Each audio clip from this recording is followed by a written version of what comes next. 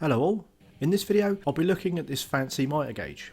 This was sent to me by Banggood for review, but I feel it's one worth doing as at £125 or $169 currently, it's sold and priced as a premium mitre gauge. Not an insignificant investment, so if you're considering one, hopefully this will help show what you can expect for your hard earned. It's branded Hongdui. This is an impressive, beautiful looking tool.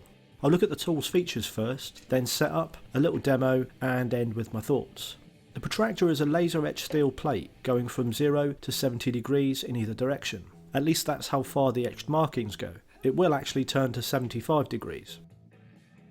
It also has common angle stops at 0, 22.5, 45 degrees, etc. These aren't positive stops, rather gentle position indicators activated by a sprung bearing grub screw that seats in the detents on the underside.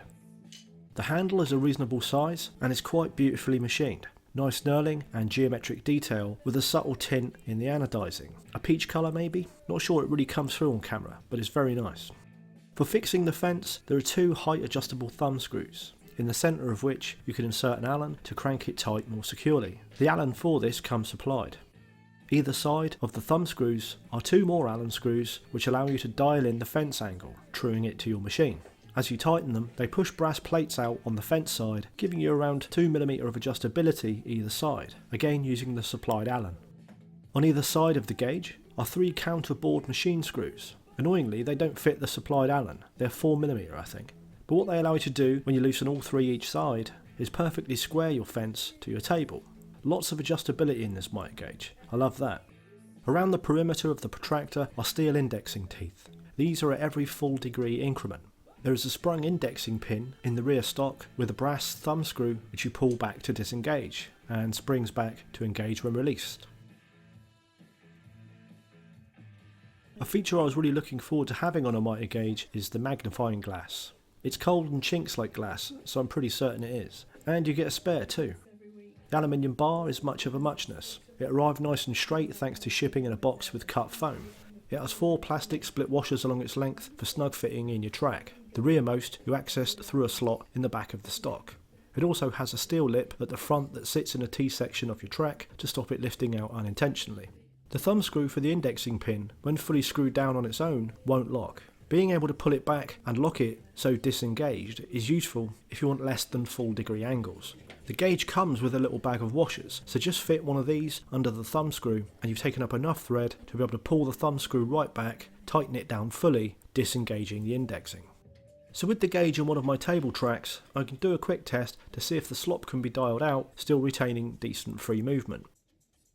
A quarter turn or so on each screw seemed to eliminate any side to side movement, yet still allowed it to slide nicely.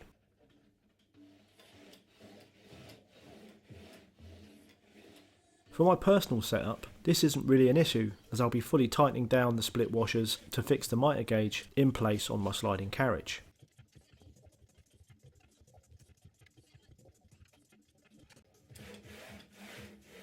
The supplied thumb screws for the fence have a square M6 or 1/4 inch nut for fixing the fence, good for a wide variety of aftermarket fences. In my case, an Incra, and they work fine.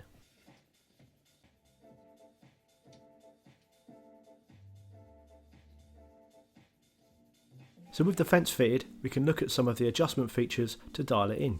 First up, I'm going to set the fence square to the table and carriage. I hope you can see it on screen, but the square is telling me the fence wants to come forward a little at the top.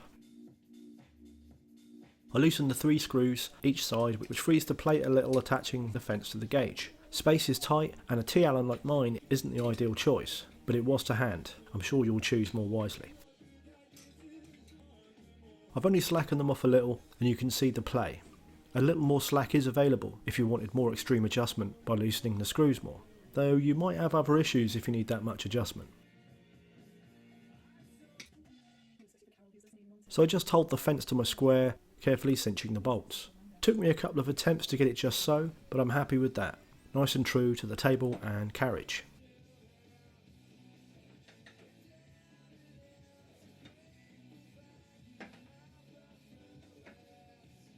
Moving on to setting the fence square to the saw blade.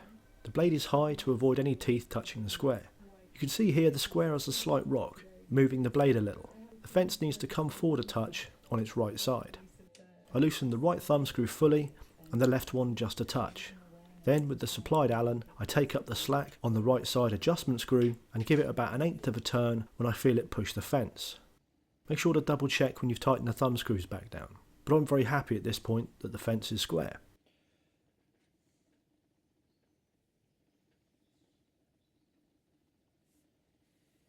I use the indexing to check the 45 also, and it looks perfect. I find this a far more sophisticated way to square the fence.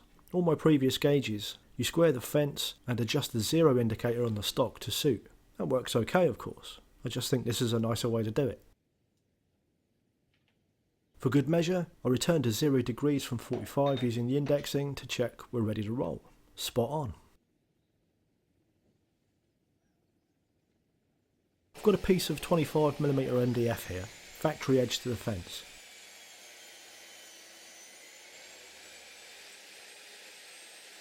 After a cut, a quick check of the corner, and it looks peachy. I'm going to do a little rip so we can look a little closer.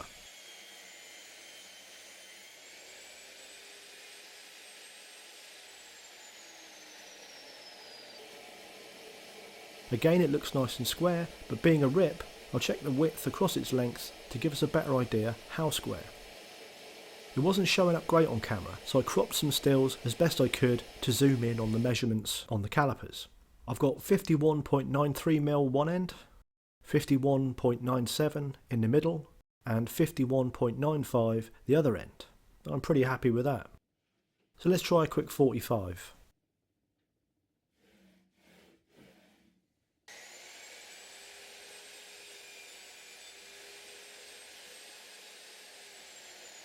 Reassembles nice and in line.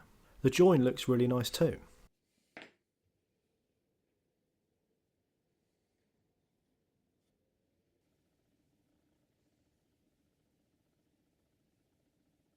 Outside looks nice and square, no light or shadow. Same goes for the inside as well.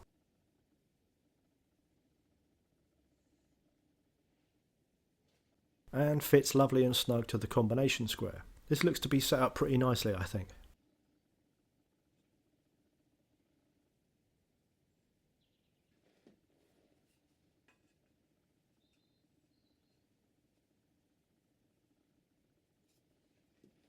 Now I did these cuts using the indexing, but if you were to buy this gauge purely for the indexing feature, there is something you need to be aware of. As I mentioned earlier, the indexing is engaged by a pin, or square rod if you like, that slides in a channel in the stock. It has 3 steel teeth to engage the protractor, and the fit of the teeth is perfect. But there is a tiny bit of side to side movement in the pin with the handle loosened. You can see it slightly more exaggerated at the end of the fence. It is just a fraction of movement. In fact, when I had the thing apart, so tight is the gap between the indexing pin and the channel it slides in, a slither of cheap, super thin sellotape made the channel too tight for the pin. So it's annoyingly less than a hair, but it's there. The odd thing is, although I've noticed this movement, it hasn't proved an issue. It's almost like the trick is to do nothing. Loosen the handle, move to your angle, let the indexing settle where it will, then lock down. Then it seems to be accurate. That's how it's proved for me in use anyway. Now, you can disengage the indexing, locking the thumb screw back as I showed earlier, and eyeball or use digital angle finders for critical cuts. With everything being dismantleable, machine screwed in place and adjustable, it seems an odd oversight to not have a grub screw, say, to push sideways on the indexing pin to take away that fraction, and it is a fraction, of play. I may drill and tap for my own anyway, but I just wanted you all to know. Particularly if you just wanted the indexing feature. Obviously you need to know what you'll get for this kind of money. On to something else to be aware of. This mitre gauge seems pretty large. Everything about it is fairly oversized and industrial. A good thing, but for a premium gauge you might want a premium fence, like the flip fence from Mitre, such as I have. The flip stop for this fence tightens from the back and runs into the mitre gauge where they cross over.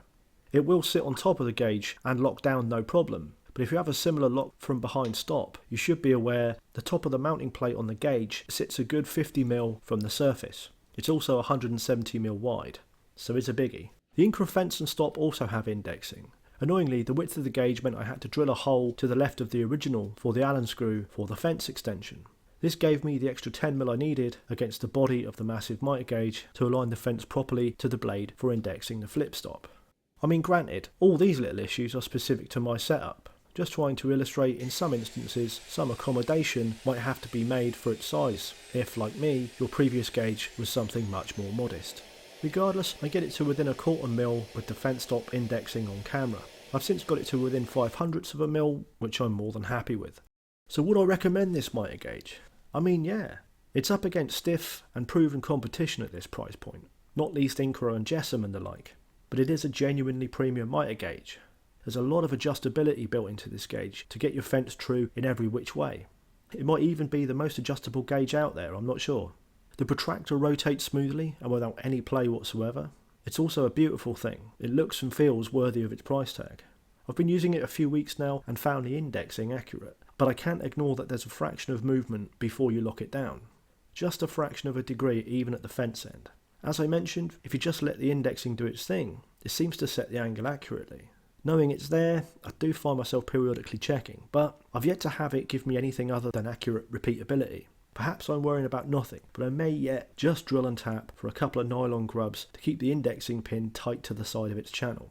One bonus of its oversized aluminium body is being able to consider doctoring it in such a way. It's a hell of a gauge though, among the best I've ever used, and thanks to the magnifier, one I can see without squinting.